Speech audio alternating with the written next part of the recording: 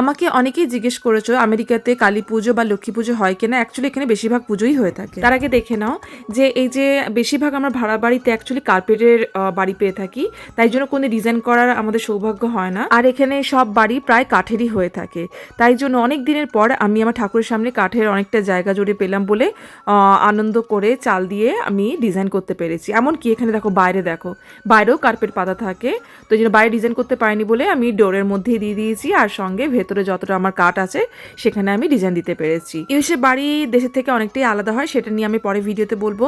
আপাতত এই পুজোটা নিয়ে আমি যেটা বলছিলাম যে এখানে ইউএসএতে সব রকম পুজো হয়ে থাকে, এমনকি নর্থ ইন্ডিয়ান বন্ধু, সাউথ ইন্ডিয়ান বন্ধু, গুজরাটি, মারাঠি, এদের পুজো অ্যাকচুয়ালি আমরা দেশের মাটিতে কখনোই সেরকম দেখার সৌভাগ্য হয় না, কিন্তু এখানে এসে আমরা সব রকম মানুষের আমরা পুজো দেখেছি। আমাদের দেশে এত ধরনের মানুষের যে এত ধরনের কালচারের তফাৎ আছে সেটা কিন্তু আমেরিকাতে এসেই দেখতে পাচ্ছি।